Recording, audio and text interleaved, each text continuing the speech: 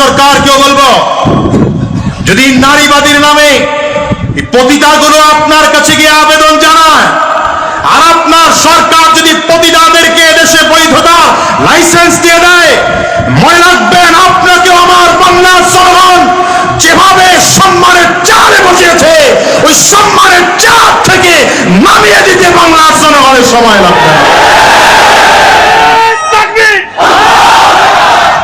কারণ আমার কাছে আমার দেশ বড়, আমার কাছে আমার দিন বড়, আমার কাছে আমার ইজ্জত বড়, আমার কাছে সম্মান বড়। ঠিক কিনা আওয়াজ করে বলে? গোটা বাংলাদেশের চেয়ারম্যানদের মাধ্যমে, যদিও খুব কম, ৫,০০০ চেয়ারম্যানদের মধ্যে ১২-১৪ জন, খুব বেশি না, কিন্তু যে কয়টা ইউনিয়ন এদেশে ইসলামী আন্দোলনের হাতে এসেছে, তারা দেখিয়েছে সত্য আর নিষ্ঠার প্রতিষ্ঠা কেমন করে করতে হয়। তবে এবার আশাবাদী, যদি আলহামদুলিল্লাহ বরিশাল সিটি কর্পোরেশনের মেয়র আমার শায়েখে চরমনাই মুফতি সৈয়দ ফায়জুল করিম ভাইজান, গোটা পৃথিবী দেখবে, গোটা পৃথিবী দেখবে একটা সিটি কর্পোরেশন কি করে দুর্নীতি মুক্ত করতে হয়, চাঁদাবাজ মুক্ত করতে হয়। ঠিক কিনা? দুই হাত উঁচু করে বলো।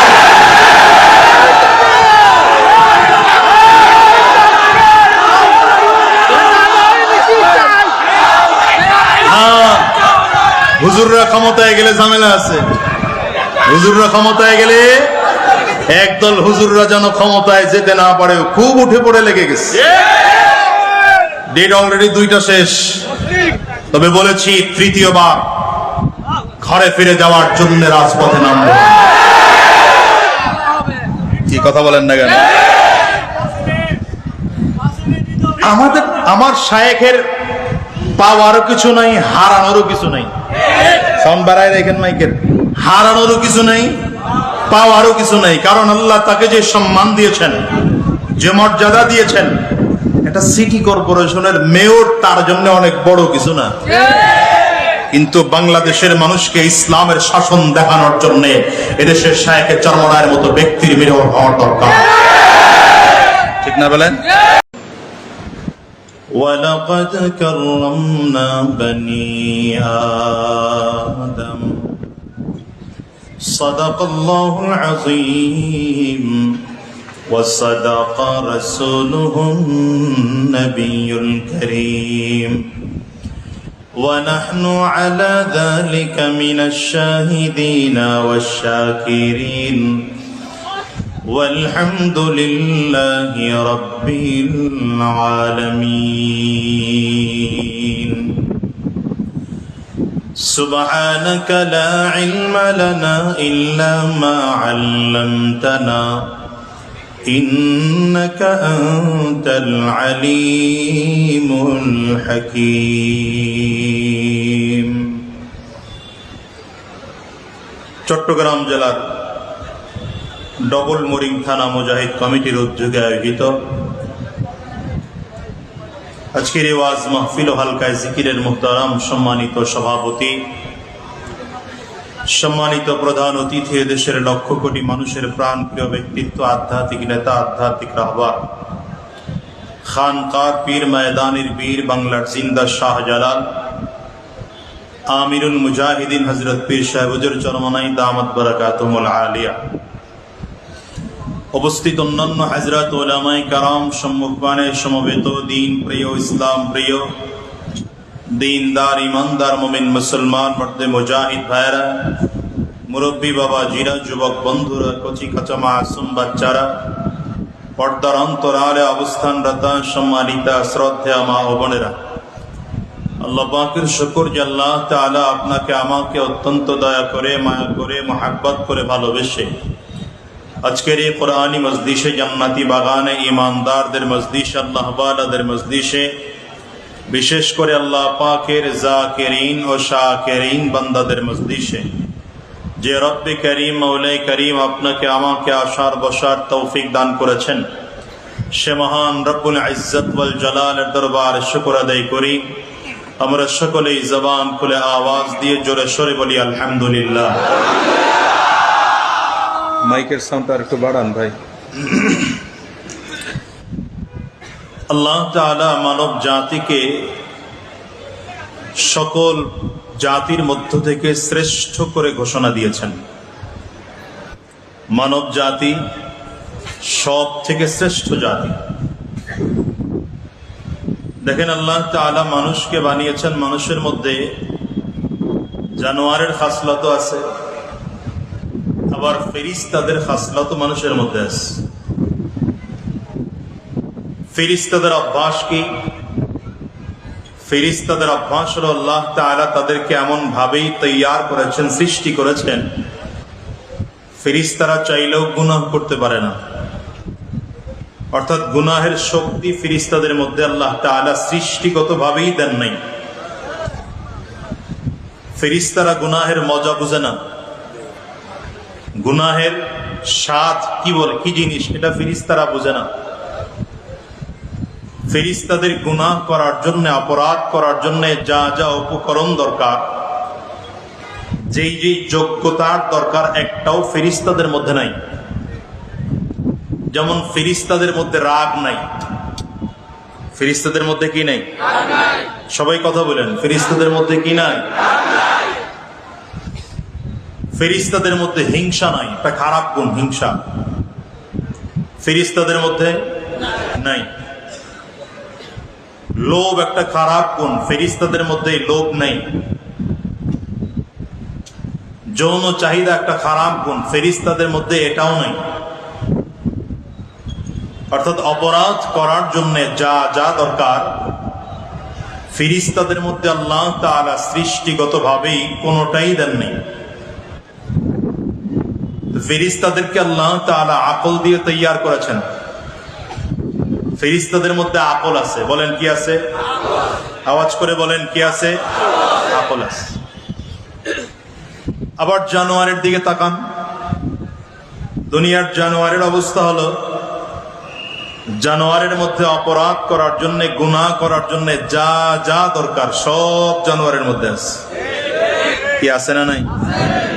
রাগ জানোয়ারের মধ্যে আছে, হিংসা জানোয়ারের মধ্যে আছে, লোভ জানোয়ারের মধ্যে আছে, যৌন চাহিদা জানোয়ারের মধ্যে।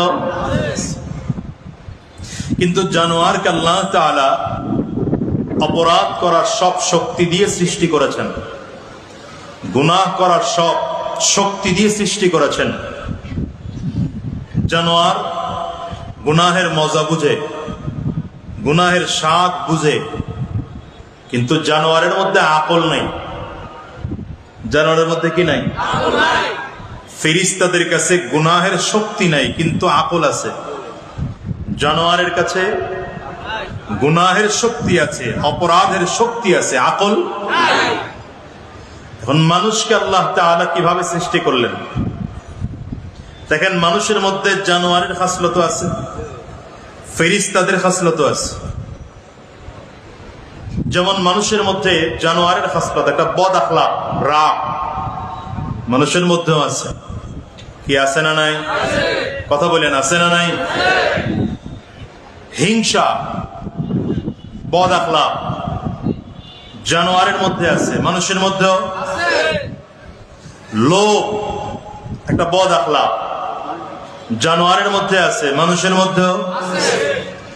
যৌন চাহিদা একটা বদ আখলাক জানোয়ারের মধ্যে আছে, মানুষের মধ্যেও।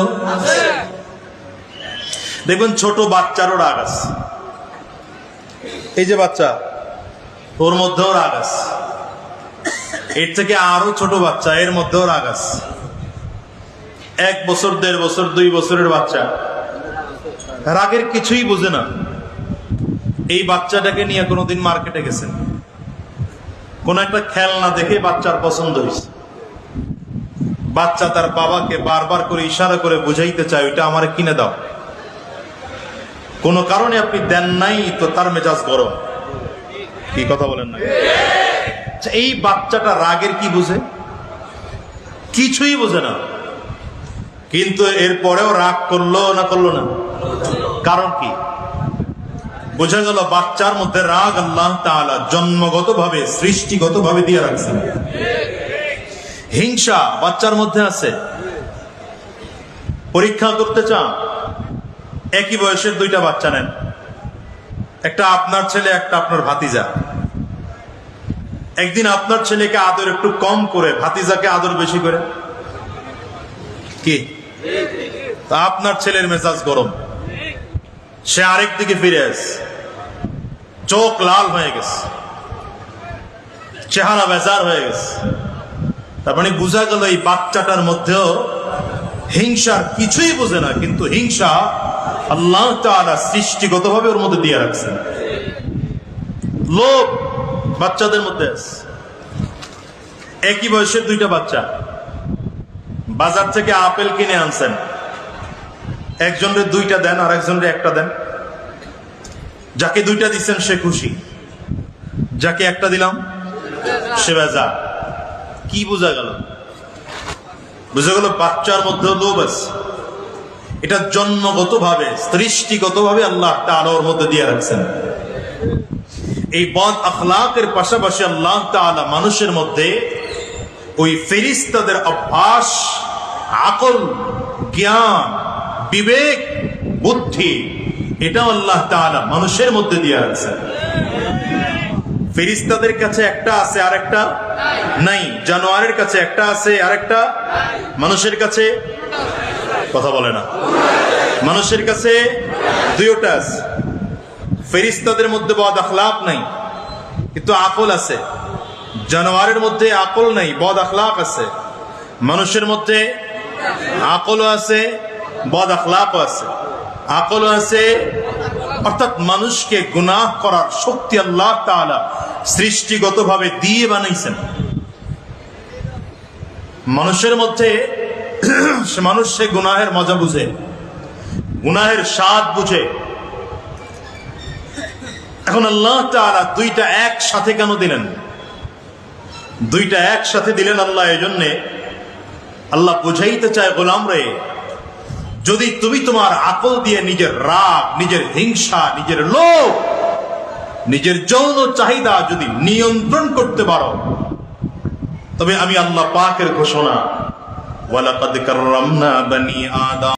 কিন্তু যেই মানুষটার মধ্যে রাগ আছে, হিংসা, লোভ, যৌন চাহিদা সব আছে, কিন্তু নিজের আকল দিয়ে নিয়ন্ত্রণ করতে পারলো না, নিজের আকল দিয়া রাগ নিয়ন্ত্রণ করতে পারে নাই, হিংসা নিয়ন্ত্রণ করতে পারে নাই, লোভ নিয়ন্ত্রণ করতে পারে নাই, আর রব্বে কারীম বলেন উলাইকা কাল আনআম বাল হুম আযাল উলাইকা হুমুল গাফিলুন।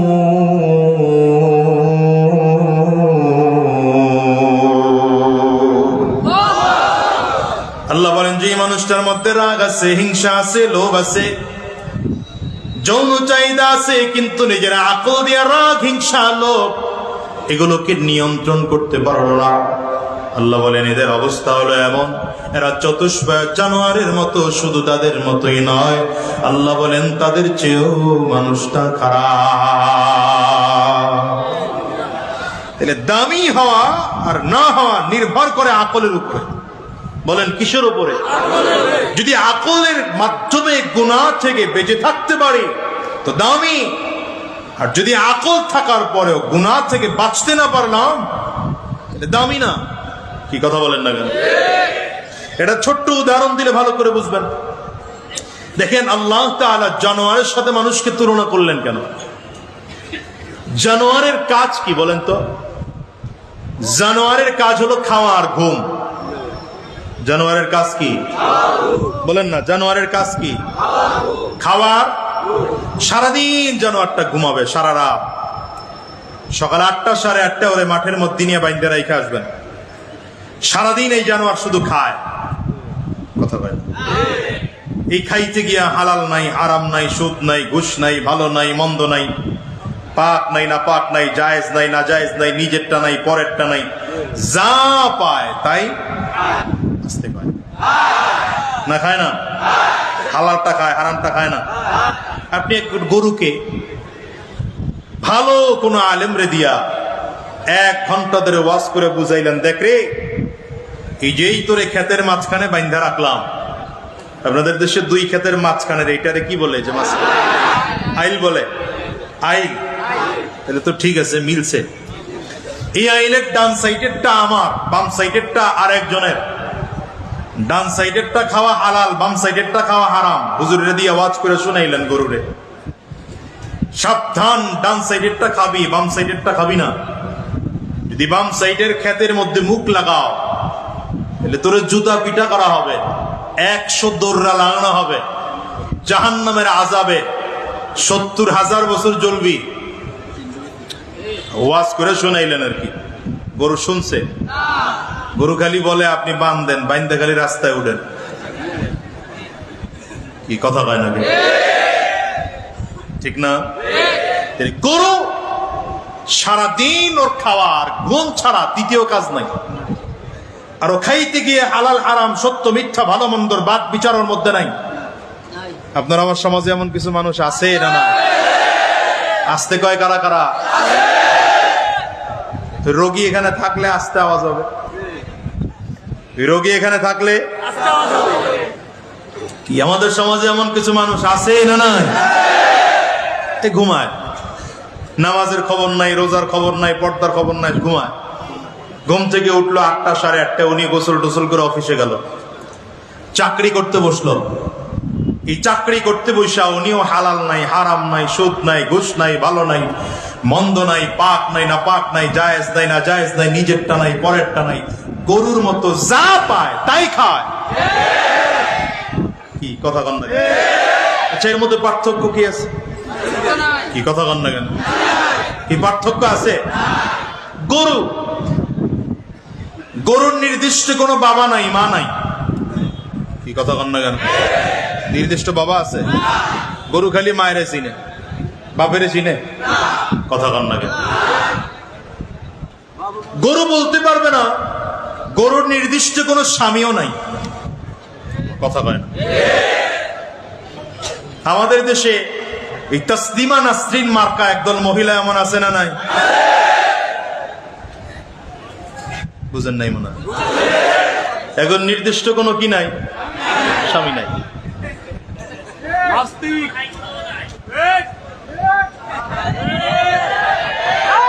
এই নাস্তিক মার্কা, তাসলিমা নাসরিন মার্কা বদমাশ গুলো এখন আবার তাদের অধিকার চায়।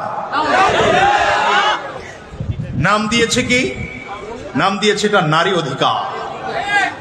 কি অধিকার? এই কথা কয়েন, কি অধিকার? নারী অধিকার কি এটাই তো তারা জানে না। নারী অধিকার চেয়েছে। এখন কি চাইলো? বলে আমরা যে পতিতা, আমাদেরকে লাইসেন্স দিতে হবে। নাউজুবিল্লাহর পাওয়ারটা মুসলমানের। এটা 5ই আগস্টের আগে হইলে ঠিক আছিল, কিন্তু 5ই আগস্টের পরে এই নাউজুবিল্লাহর আওয়াজ মানায় না। আরো জোরে বলেন। এরা বলে পতিতার লাইসেন্স চাই। কি কথা কন না কেন? আচ্ছা, আমি এটা একটু পরে রাখি, আমি আগে বলি আপনাদেরকে। একজন লোক চুরি করে, আপনার কাছে এসে বলল, চেয়ারম্যান সাহেব আমি চুরি করবো, এটার লাইসেন্স চাই। কি কথা? আমার এই পেশাটার কি দিতে হবে? বৈধতা দিতে হবে। কে কে দিবেন? হাত তোলেন। কথা হয় না, একজনও নাই। একজন লোক ডাকাতি করে, সমাজে এসে বলল যে আমার স্বীকৃতি দেন, আমি যে ডাকাত এটার কি দেন, মানে আমার ডাকাতি পেশাটাকে বৈধ করতে হবে। কে কে দিবেন অনুমতি? একজনও না। একজন লোক ছিনতাই করে, আপনি বললেন যে এটার পারমিশন দেন, আমাকে স্বীকৃতি দেন, মানে আমার পেশাটা যেন বৈধ হয়। কি কথা বলেন না? দিবেন? তো চুরির বৈধতার লাইসেন্স হয় না, ডাকাতির বৈধতার লাইসেন্স হয় না, খুনের বৈধতার লাইসেন্স হয় না, ছিনতাইকারীর বৈধতার লাইসেন্স হয় না। কথা বলেন না কেন? সুদের বৈধতার লাইসেন্স হয় না, ঘুষের বৈধতার লাইসেন্স হয় না, অন্যায়ভাবে হত্যা করার লাইসেন্স হয় না। ঠিক তেমনি ভাবে কোনদিন পতিতার বিশ্বাবৃতির লাইসেন্স হতে পারে না। আমরা মোহতারাম ডক্টর ইউনূস সাহেবের সরকারকে বলবো, ভালো আছেন, ভালো থাকেন, কথা বলেন না কেন? আমরা চাই দেশের নির্বাচন, যে একদল তো আছে এখনই চাই নির্বাচন, নির্বাচন দেন, খাওয়া শুরু করি। কথা বলেন না। আমি বলি ভিন্ন কথা, আমি বলি তাদের কথার যুক্তি আছে। কেন? কারণ হলো যারা রাজনীতিটাকে খাওন বানায় নিছে, রাজনীতিটা কি? আপনি বলেন তো, বড় বড় রাজনীতিবিদদের ইনকামের রাস্তা কি? ব্যবসা আছে, চাকরি আছে, বাণিজ্য আছে, তারা কি দিয়ে খায়? কই এত টাকার মালিক হলো কেমনে? জিজ্ঞাসা করছেন কোনদিন এত টাকার মালিক হলো কেমনে? ভোটে দাঁড়াইতে আবার তারে ভোট দেন, আবার হুজুররা যদি গিয়ে দাঁড়ায় তখন হুজুরেরা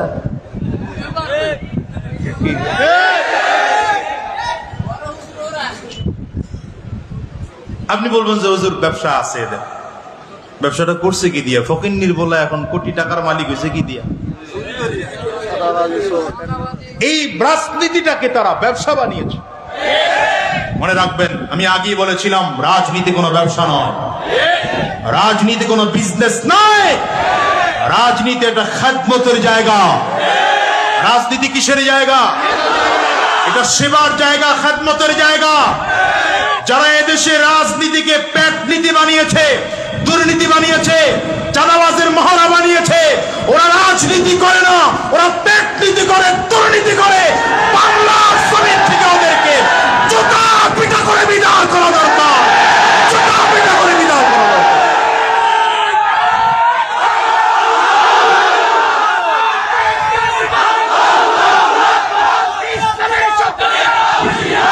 শোনো মুসলমান, শোনো মুসলমান, এদেশের মানুষের ভোটের অধিকার হরণ করার কারণে যদি ওই 16 বছরের শাসক ফ্যাসিবাদ হয়, এদেশের মানুষের ইসলামের বিরুদ্ধে কথা বলার কারণে যদি 16 বছরের শাসক ফ্যাসিবাদ হয়, এদেশের মানুষের অধিকার লুণ্ঠন করার কারণে ওই ফ্যাসিবাদ 16 বছরের শাসক যদি ফ্যাসিবাদ হয়, আর সে যদি 5 আগস্টে পালাতে বাধ্য হয়, নতুন করেও যারা এই ফ্যাসিবাদের স্বপ্ন দেখছেন আর ক্ষমতায় গিয়ে হারাম উপার্জন করার স্বপ্ন দেখছেন, তারা পালানোর রাস্তা পেয়েছে, আপনি পালানোর জায়গা পাবেন না। কারণ মানুষ 5 আগস্টের মানুষ আর এখনকার মানুষ এক না। ওই জেনারেশন আর এই জেনারেশন খুঁজলে এক হবে না। কথা বলেন না কেন? আলহামদুলিল্লাহ, জেনারেশন সচেতন, ঠিক কিনা বলেন? এরা সত্য মিথ্যা পার্থক্য করতে চিনেছে, এরা ভালো মন্দ যাচাই বাছাই করতে চিনেছে, এরা এখন সত্য মিথ্যা যাচাই বাছাই করতে জানে, ঠিক কিনা বলেন? তো আমরা বলেছি দরকার নাই নির্বাচনের, আগে সংস্কার করেন। কি কথা বলেন না কেন? আর আমার ব্যক্তিগত মতামত পুরোটা ভিন্ন। আমার ব্যক্তিগত মতামত হচ্ছে, বারবার নির্বাচন দিয়ে আমরা দেখছি কোনো লাভ হয় নাই, খালি খাওয়ানোর হাত পরিবর্তন করছি। এটা সে ক্ষমতার পরিবর্তন স্বাধীনতার পর থেকেই তো হইছে। কি কথা বলেন না কেন? 71-এর পর থেকেই 53 বছর পর্যন্ত কম পরিবর্তন তো হয় না। এই সরকার সেই সরকার, এই সরকার সেই সরকার, খাওয়ান বন্ধ হয়েছে, খালি হাত পরিবর্তন হয়েছে। আগে মামায় খাইতো, এখন চাচায় খায়। কি কথা বলেন না কেন? আগে লাল মিয়া খাইতো, এখন কালা মিয়া খায়। সুতরাং বলেছি, ডক্টর ইউনূস সাহেবের সরকার এখন পর্যন্ত যেহেতু দুর্নীতি করে নেই, বাজে কাজের মধ্যে লিপ্ত হয় নাই, বরঞ্চ ধীরে ধীরে সংস্কারের দিকে যাচ্ছে, আমার কাছে মনে হয় এটা আমি নিজের থেকে নিজে বলি, আগামী 5 বছর ডক্টর ইউনূস থাকুক, এদেশে নির্বাচন হবে। কি কথা বলেন না? কিন্তু ডক্টর ইউনূস সরকারকেও বলবো, যদি নারীবাদীর নামে পতিতাগুলো আপনার কাছে গিয়ে আবেদন জানায়, আর আপনার সরকার যদি পতিতাদেরকে এদেশে বৈধতার লাইসেন্স দিয়ে দেয়, মনে রাখবেন আপনাকেও আমার বাংলার জনগণ যেভাবে সম্মানের চেয়ারে বসিয়েছে, ওই সম্মানের চেয়ার থেকে নামিয়ে দিতে বাংলার জনগণের সময় লাগবে না। কারণ আমার কাছে আমার দেশ বড়, আমার কাছে আমার দিন বড়, আমার কাছে আমার ইজ্জত বড়, আমার কাছে সম্মান বড়। ঠিক কিনা আওয়াজ করে বলে? রাগ করলেন আপনারা? শুরুতেই খুব গরম কথা বলে বলাইলাম, কষ্ট হইতেছে। আপনারা এগুলো শোনার জন্য অভ্যস্ত ছিলেন না মনে হয়। মনে রাখবেন, ওই যে আমি মাঝে মাঝে বলি যে এলাকায় চেয়ারম্যান হইয়া এখনো আছি আলহামদুলিল্লাহ, বালাই নাই তো, এলাকায় চেয়ারম্যান হইয়া লাভ হয় নাই তো, লস হইছে। মানে আমার ব্যক্তিগত এই আপনাগর সামনে দিছিল্লা পাল্লায় 2-4 টাকা যা দেন এটি নিয়ে এলাকায় ঢালি। আগে তাও কিছু চিন্তা ভাবনা করতে পারতাম যে একের পর এক করা যাবে, এখন তাও করার চিন্তা পাই না, কারণ সব তো ওখানে নিয়ে ঢালতে হয়। আমি দেখি ওখান থেকে ইনকামের রাস্তা নাই, খরচের রাস্তা আছে খালি। কারণ সরকার আমারে বেতন দেয় মাত্র 4,500। তোমার জানেন না মনে হয় চেয়ারম্যানের বেতন কত? 10,000 পর্যন্ত নিতে পারে সরকার, দেয় 4.5, আর বাকিটা ইউনিয়ন পরিষদের ইনকাম থাকলে নিতে পারে। তখন আমি চিন্তা করলাম 5 বছর যদি 10,000 করে কামাই কত পাবো? 6 লাখ। কথা হয় না? এখন নির্বাচনে যারা কোটি কোটি টাকা খরচ করে এরাও তো 6 লাখ কামায় নাকি? হ্যাঁ, আপনি কি মনে করছেন?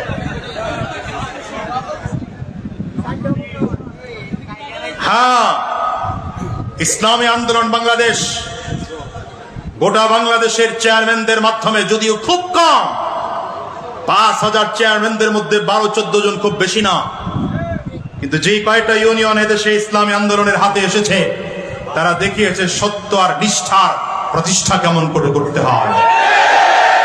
তবে এবার আশাবাদী, যদি আলহামদুলিল্লাহ বরিশাল সিটি কর্পোরেশনের মেয়র আমার শায়েখে চরমনাই মুফতি সৈয়দ ফয়জুল করিম ভাইজান গোটা পৃথিবী দেখবে, গোটা পৃথিবী দেখবে একটা সিটি কর্পোরেশন কি করে দুর্নীতি মুক্ত করতে হয়, চাঁদাবাজ মুক্ত করতে হয়। ঠিক কিনা? 2 হাত উঁচু করে বলো।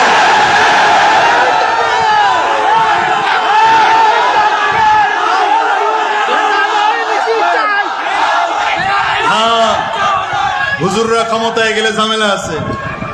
হুজুররা ক্ষমতায় গেলে একদল হুজুররা যেন ক্ষমতায় যেতে না পারে, খুব উঠে পড়ে লেগে গেছে। ডেট অলরেডি 2টা শেষ। তবে বলেছি 3য়-বার ঘরে ফিরে যাওয়ার জন্য রাজপথে নামবো। কি কথা বলেন না কেন? আমার শায়েখের পাওয়ারও কিছু নাই, হারানোরও কিছু নাই। সাউন্ড বাড়ায় রেখেন মাইকের। হারানোরও কিছু নাই, পাওয়ারও কিছু নাই, কারণ আল্লাহ তাকে যে সম্মান দিয়েছেন, যে মর্যাদা দিয়েছেন, এটা সিটি কর্পোরেশনের মেয়র, তার জন্য অনেক বড় কিছু না। কিন্তু বাংলাদেশের মানুষকে ইসলামের শাসন দেখানোর জন্য এদেশের শায়েখে চরমনায়ের মতো ব্যক্তির মেয়র হওয়ার দরকার। ঠিক না বলেন? এই বাংলাদেশে যদি পীর সাহেব চরমনাই কোনদিন মন্ত্রী হয়ে যান, প্রধানমন্ত্রী, প্রেসিডেন্ট হয়ে যান, সেদিন দেখবে দেশের মানুষ ইসলাম কত সুন্দর। সুতরাং চেষ্টা করতে থাকেন। পরিবর্তনের ছোঁয়া একবার যেহেতু লেগেছে, পরিবর্তনের ছোঁয়া যেহেতু একবার লেগেছে, আমি বলি এবার চূড়ান্ত পরিবর্তন করে ছাড়ব। আর উলামায়ে কেরাম ধীরে ধীরে দূরত্বের সরিয়ে এসেছে। এখন হাতে হাত রাখতে শুরু করেছেন উলামায়ে কেরাম, কাঁধে কাঁধ মেলাতে শুরু করেছেন উলামায়ে কেরাম। আপনাদেরকে বলতে চাই, চট্টগ্রামের মুসলমান, বীর চট্টগ্রামের মুসলমান, তোমাদের কাছে জানতে চাই, যদি বাংলার জমিনে নতুন করে আবার ইসলাম কায়েমের জন্য নতুন করে ডাক দেওয়া হয়, যেমন 47-এ রক্ত দিয়েছিলাম, যেমন 71-এ রক্ত দিয়েছিলাম, যেমন 5-এ রক্ত দিয়েছিলাম, ঠিক তেমনি ভাবে যদি আবার নতুন করে ডাক দেওয়া হয় এই বাংলার জমিনে ইসলাম কায়েম করার জন্য, উলামায়ে কেরামদের নেতৃত্বে তথা পীর সাহেব চরমনায়ের নেতৃত্বে যদি রক্ত ছড়াতে হয়, রক্ত ছড়াবো। যদি জীবনটাও দিতে হয়, কারা কারা তৈয়ার আছে?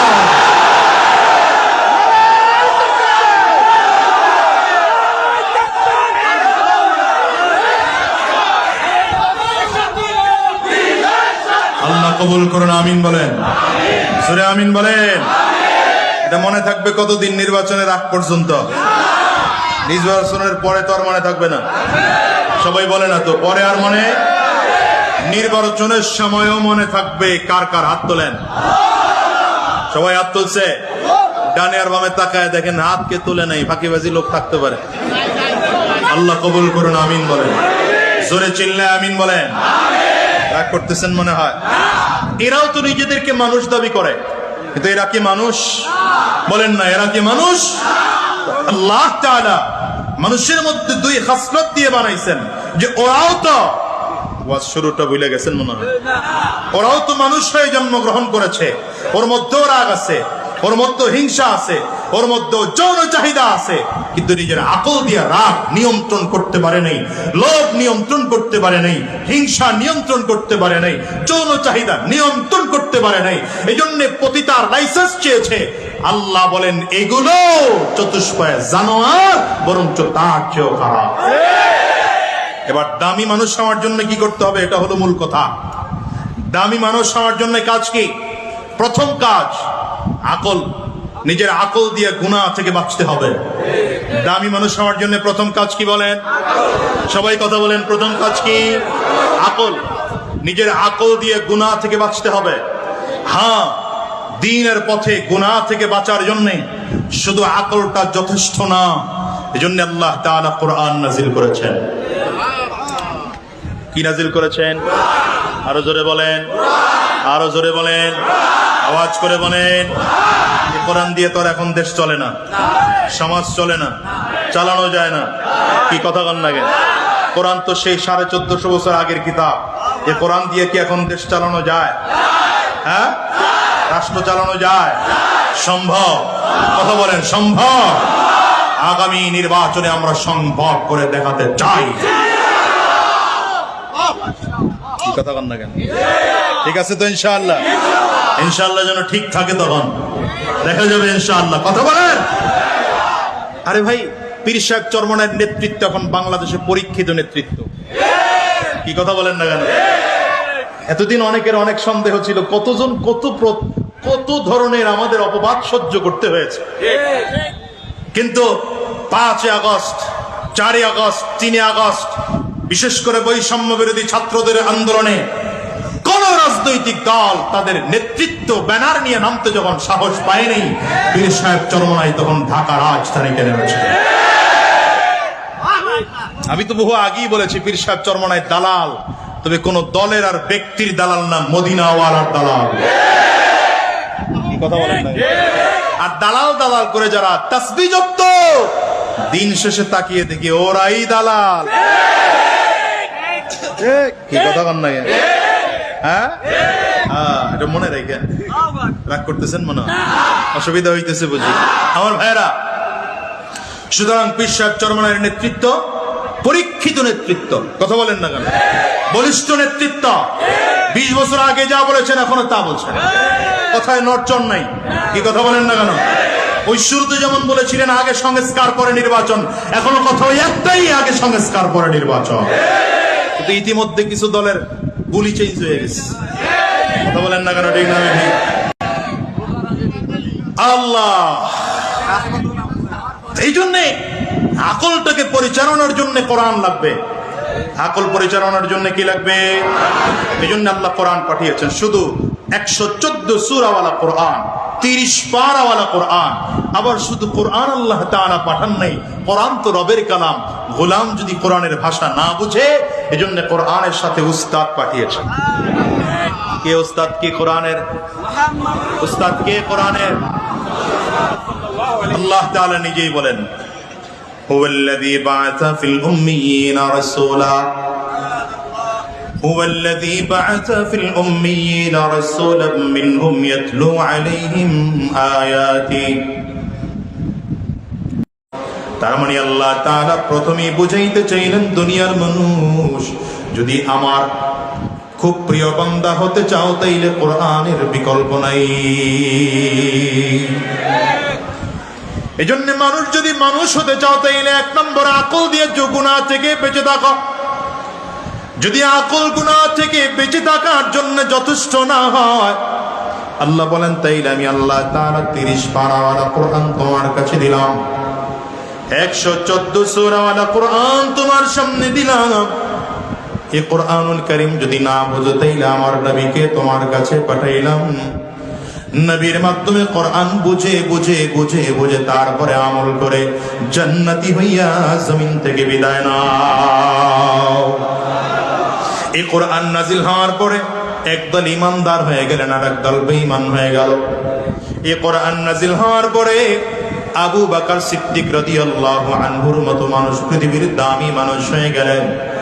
নামে কাছাকাছি মিল থাকলেও আবু জাহাল কিন্তু জাহান্নামের আসামি হয়ে গেল। আবার দ্বিতীয় দিকে ভালো করে তাকাও, আবু জাহালের নামও কিন্তু আমর, নবীজির দ্বিতীয় নম্বর খলিফা ওমর ইবনুল খাত্তাব রাদিয়াল্লাহু আনহুর নামও কিন্তু আমর।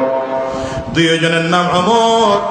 একজন জান্নাতের মেহমান হয়ে গেলেন কোরআন ধরার কারণে, আরেকজন কোরআন ও নবীর বিরোধিতা করার কারণে জাহান্নামের আসামি হয়ে জমিন থেকে বিদায় হয়।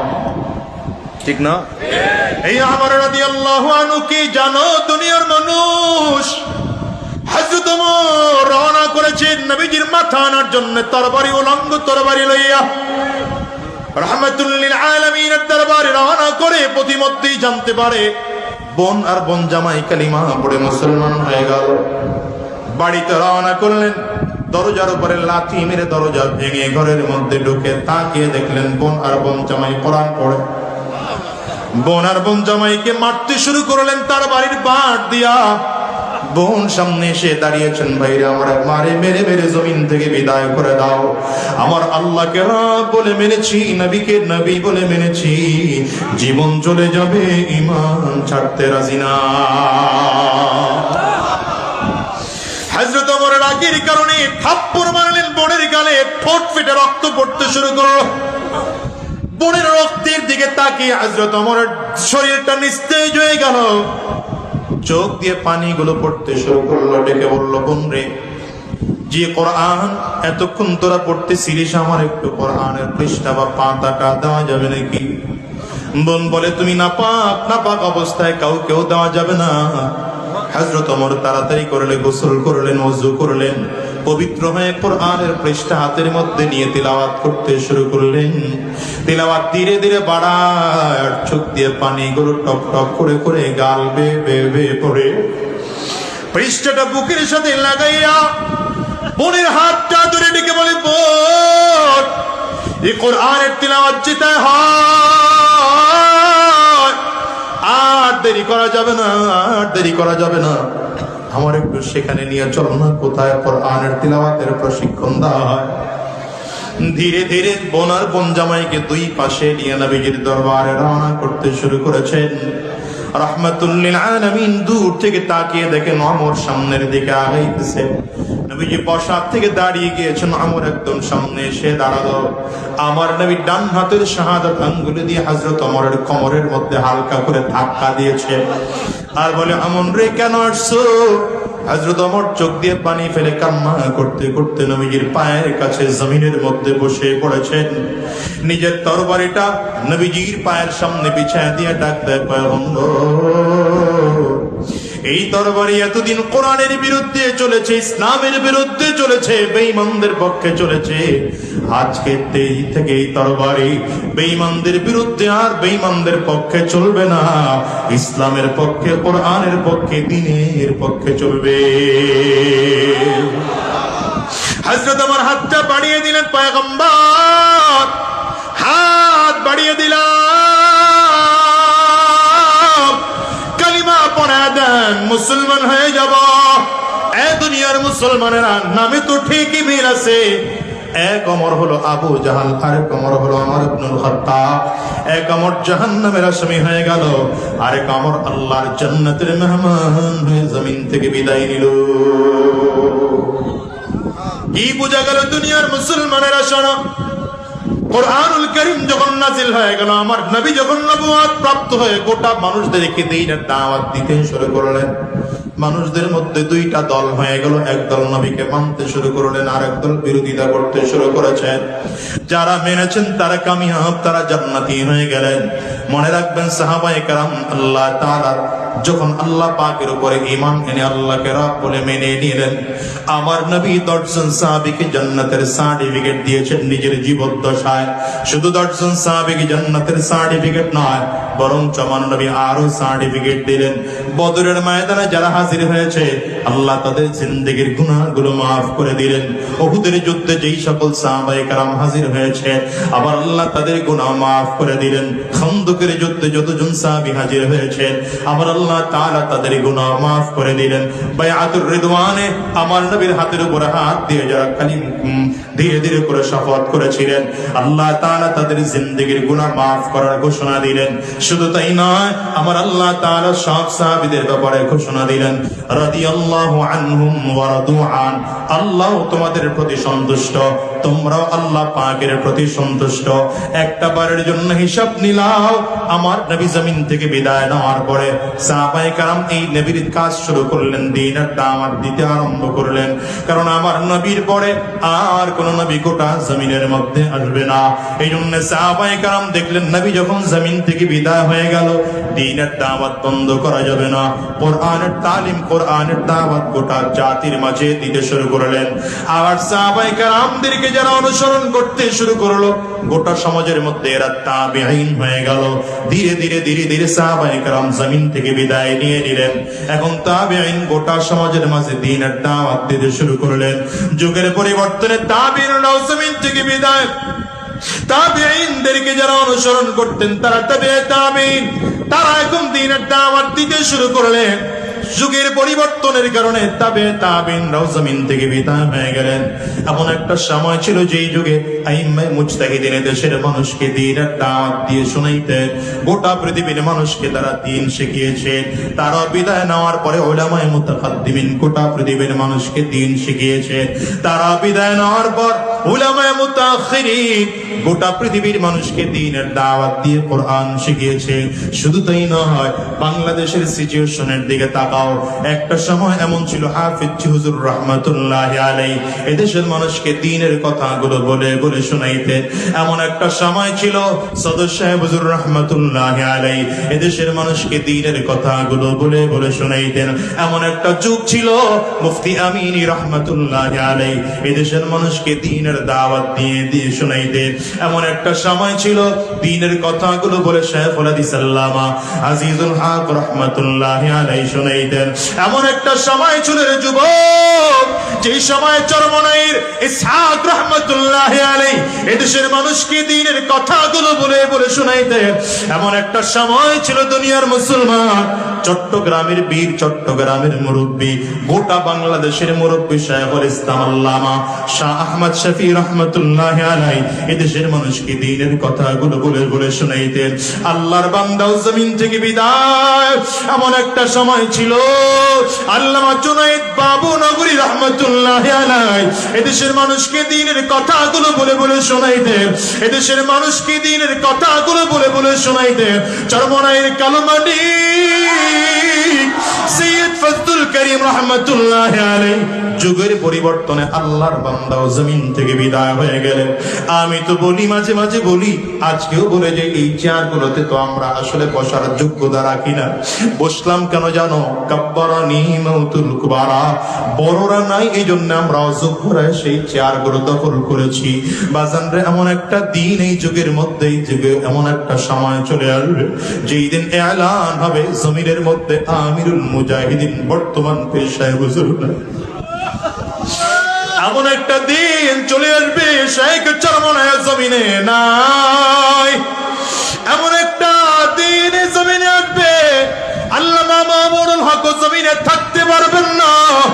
এমন একটা দিন জমিনের মধ্যে আসবে কুয়াকাটার মৌলানা হাফিজুর রহমান সিদ্দিক জমিন থেকে বিদায় হয়ে যাবে। এমন একটা দিন জমিনের মধ্যে আসবে আল্লামা খালিদ সাইফুল আইয়ুবী জমিন থেকে বিদায় হবে। এমন একটা দিন আসবে আমি আজাদির মরণের খবরটাও পাইকে এলান করে দাও। ওরে যুবক, দিলের কান লাগায় শোনো, এই দুনিয়ায় কেউ থাকতে পারে নাই, তুমি আর আমিও পারবো না। আমি তো বলি আমরা ধীরে ধীরে ধীরে ধীরে মুরব্বী হারা হয়ে যাচ্ছি। মুরব্বীরা আমাদেরকে ছেড়ে ধীরে ধীরে রবের কাছে চলে যাচ্ছে। আর এমন করতে করতে এমন একটা সময় আসবে যেদিন উলামায়ে কেরাম সমাজের মধ্যে থাকবেন না। গোটা সমাজ থেকে আল্লাহ তাআলা উলামায়ে কেরামদেরকে উঠিয়ে নিবে। সেই দিন আল্লাহ পাকের ইলম উঠে যাবে। সেই দিন গোটা পৃথিবীর মধ্যে আর আলেম থাকবে না, দিনদার সেদিন থাকবে না, কোরআন ওয়ালা সেদিন থাকবে না, ঈমান ওয়ালা সেদিন থাকবে না।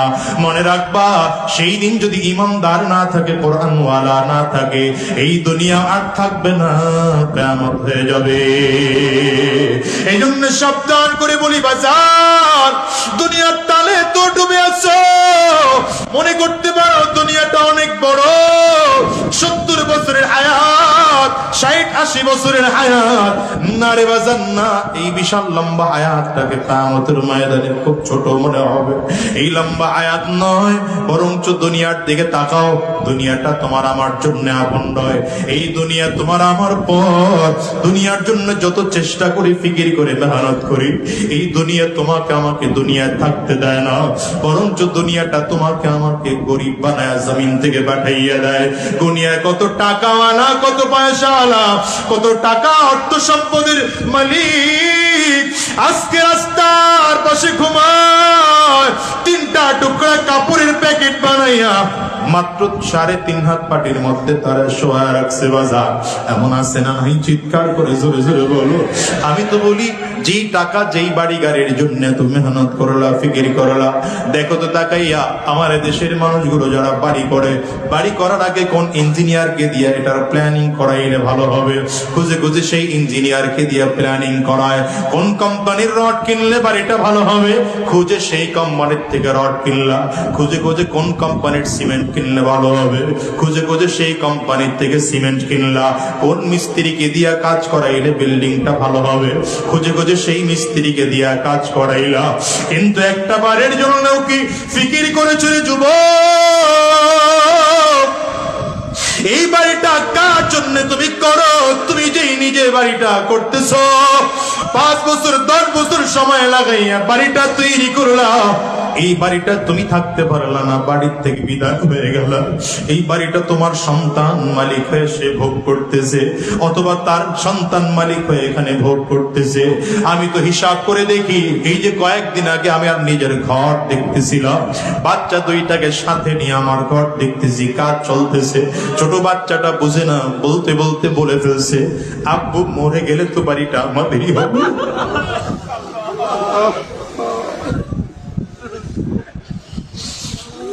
তো চিন্তা করলাম, বাচ্চা মানুষ কিন্তু কথা তো ঠিকই বলেছে। আসলেও তো আমি দুনিয়ায় থাকতে পারবো না, এই বাড়ি ছেড়ে চলে যেতে হবে, গাড়ি ছেড়ে চলে যেতে হবে, সম্মান ছেড়ে চলে যেতে হবে। এ বাজান রে, দেখো না দুনিয়ায় কত মানুষ জমিন থেকে বিদায় হয়, কত মানুষ ট্রাকের নিচে পড়ে মারা যায়, কত মানুষ ট্রাকের চাপায় পড়ে মারা যায়, কত মানুষ মোটর সাইকেলে অ্যাক্সিডেন্ট করে মারা যায়, কত মানুষ নদীর মধ্যে ডুবে জমিন থেকে বিদায় হয়, কত মানুষ হার্ট অ্যাটাক করে মারা যায়, কত মানুষ কত সমস্যায় হয়ে, কত মানুষ কত অসুবিধায় হয়ে মারা যায়। একটা বারের জন্য কি খেয়াল করে চলে যুবক, যেই দুনিয়ার জন্য এত ফিকির, এত চেষ্টা, এত মেহনত, ওই দুনিয়া তোমার আপন নয়, দুনিয়া তোমার পর। এই দুনিয়ার পিছনে পাগল হয়ে কোনো লাভ নাই। আমি তো খেয়াল করে দেখো, ভালো করে খেয়াল করে দেখো, এই দুনিয়ার টাকাওয়ালা, ক্ষমতাওয়ালা, সম্মানওয়ালার সব পড়ে থাকবে, মাত্র 3টা কাপড়ের প্যাকেট হয়ে জমিন থেকে বিদায় হওয়া লাগবে। বাসানরে তাকায় দেখো না, দুনিয়ার যতগুলো মানুষ আছে আজকের এই ময়দানেও যারা হাজির, সব কবরের যাত্রী। এই দুনিয়ায় কেউ চিরস্থায়ী থাকার জন্য আসে নাই রে বাজার। কারণ এই দুনিয়ার থেকে কত মানুষ সন্তানকে হারিয়ে ফেলেছে, কত মানুষ তার মাকে হারিয়ে ফেলেছে, কত মানুষ তার বাবাকেও হারিয়ে ফেলেছে, কত মানুষ তার বিবিকে হারিয়ে ফেলেছে। পর্দার আড়ালে মা বোনদের দিকে তাকাও, দেখো মা বোনরা কতজন তার স্বামীকে হারিয়ে ফেলেছে। বাজান রে, এই মজলিসটার মধ্যে এমন কোন মানুষ আছেন নাকি নিজের সন্তান আপনার জীবিত অবস্থায় মারা গেছে? সন্তান যদি হারিয়ে থাকেন, একটু হাতটা উঁচা করে দেখান, আমি দেখি তো কে কে তার সন্তানকে হারাইছে। এই বাজান রে, এই মানুষগুলোর দিকে একটু তাকাও। এই মানুষগুলো তাদের সন্তানকে হারিয়েছে।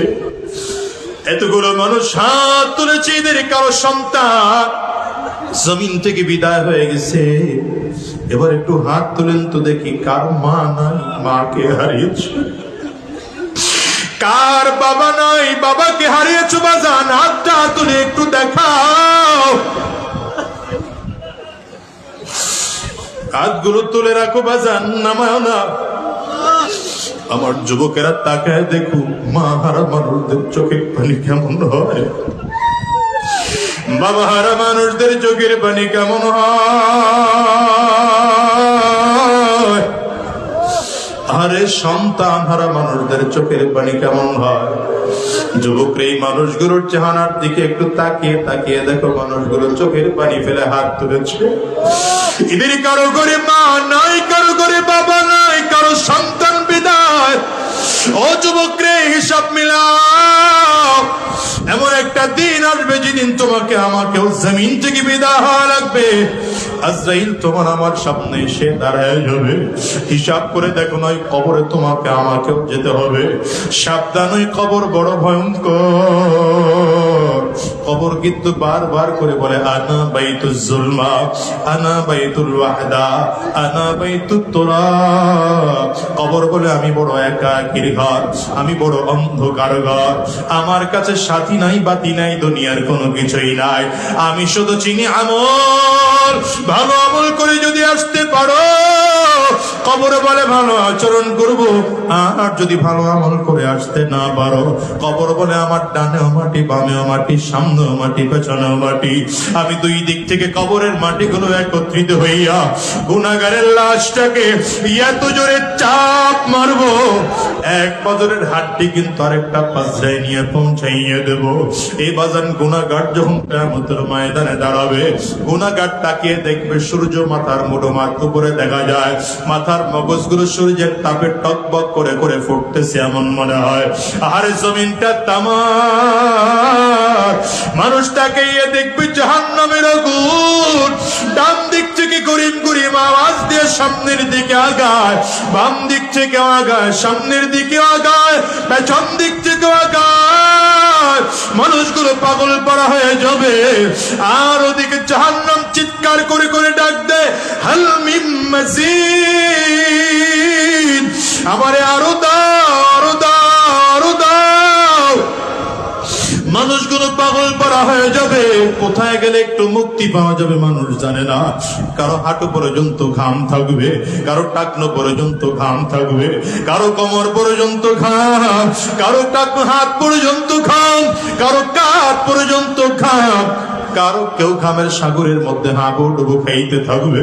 ও বাজান, অবস্থাটা তো ভয়ঙ্কর। সন্তান বাবা মাকে চিনবে না, বাবা মা তার সন্তানকে চিনবে না, বন্ধু তার বন্ধুকে চিনবে না, ভাই তার ভাইকে চিনবে না, স্ত্রী তার স্বামীকে চিনবে না, স্বামী তার স্ত্রীকে চিনবে না।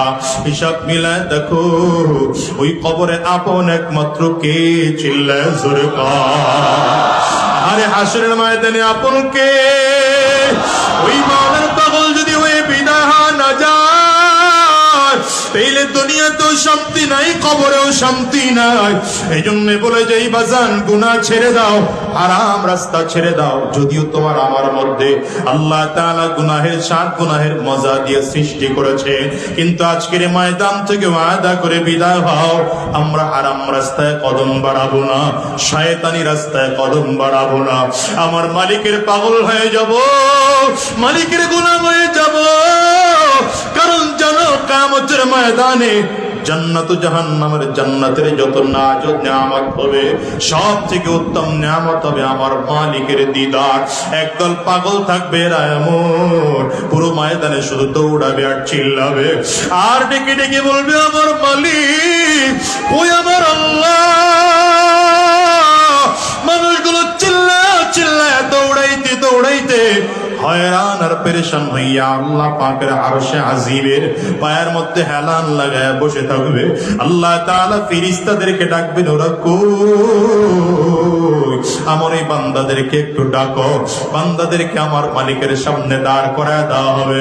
আল্লাহ তাআলা পর্দার আড়াল থেকে ডেকে বলবেন, গোলাম রে কেন দৌড়াও আর চিল্লাও?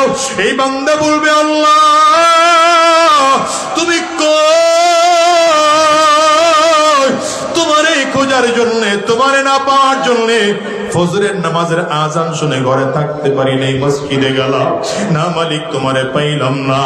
আবার জোহরে গেলাম তোমারে পাইলাম না, আবার আসরে গেলাম তোমারে পাইলাম না, মাগরিবে আবার গেলাম পাইলাম না, ইশায় আবার গেলাম মালিক তোমারে পাইলাম না। ওগো দয়ার আল্লাহ, কোথায় গেলে তোমারে পাবো? পাওয়ার জন্য রাতের অন্ধকারে জায়নামাজ বিছাইয়া তাহাজ্জুদ নামাজের মধ্যে দাঁড়াইছি, মালিক তাও তোমারে পাই না। তোমারে পাওয়ার জন্য টঙ্গীর ইজতেমার ময়দানে 3 দিন গিয়া পড়েছিলাম না, তোমারেও গিয়া সেখানে পাই নাই। আল্লাহ উজানির দরবারে গিয়া পড়েছিলাম, সেখানেও গিয়া পাই নাই। চরমনার আল্লাহর কুতুবের দরবারেও 3 দিন গিয়া পড়েছিলাম, আল্লাহ সেখানেও গিয়া তোমারে পাই না। মালিক তুমি কই? কিয়ামতের ময়দানেও তোমারে কি দেখতে পাবো না? আল্লাহ তাআলা ফেরেশতাদেরকে ডাক দিবেন, ফেরেশতারা তাড়াতাড়ি কর, আমি আমার এই বান্দাদেরকে অনেক ঘোরাইলাম, আর ওদেরকে ঘোরাবো না, ঘোরাবো না।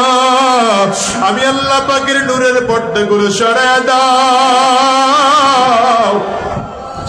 আল্লাহ পাকের নূরের পর্দাগুলো যখন সরায় দিবে, বান্দা সরাসরি আমার মালিকের দিদার পাবে। আমার মালিক এত সুন্দর, আরে আমার মালিক এত সুন্দর। বান্দা যখন আমার মালিকের দিকে তাকাবে, এক নজরে 70,000 বছর চলে যাবে, বান্দা একটা চোখের পলক পর্যন্ত ফেলবে না।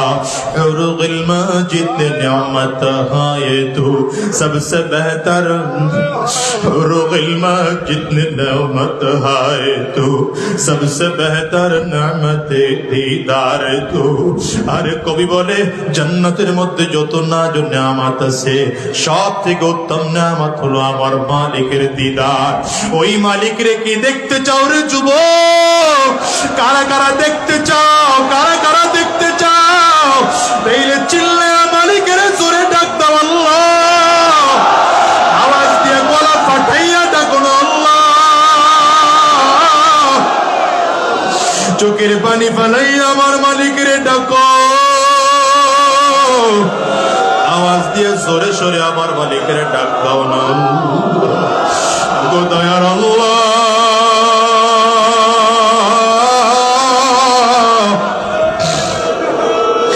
আল্লাহ তোমার গোলামদেরকে একটু তাকাও, তাকাইয়া দেখো তোমার গোলামদের চোখের কোটায় পানি, কারো চক্ষু 2টা লাল।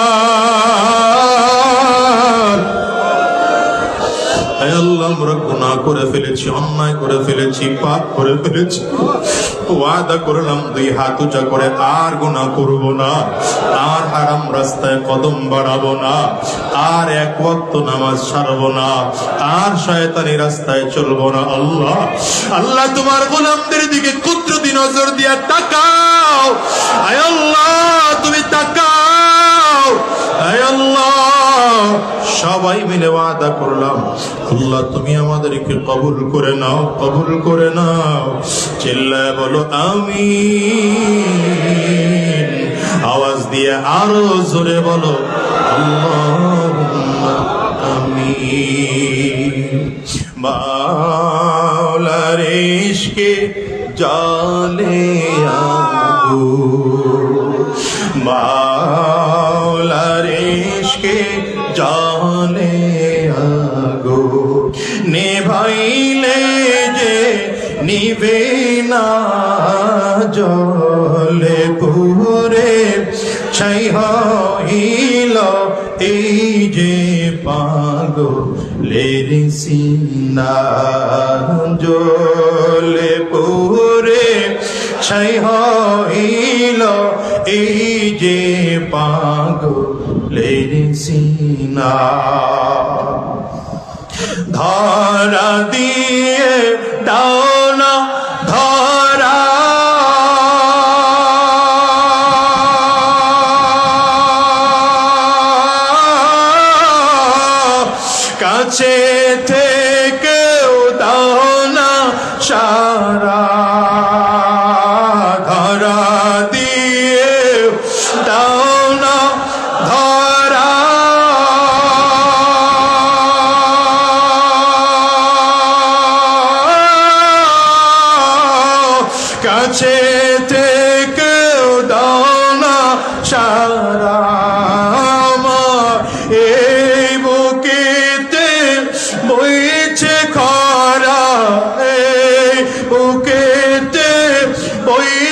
খানা না পাওয়ারি যাত না জলে পুরে ছাই হইল এই যে পাগলের সিনা জলে পুরে ছাই হইল এই যে পাগলের সিনা জল পুরে ছাই হইল এই যে পাগলের সিনা। আমার ভাইরা, লম্বা সময় নেওয়ার মতো আর সুযোগ নাই, যেহেতু হযরত পীর সাহেব হুজুর জন্ম নাই, খুব আগেই আমাদের সামনে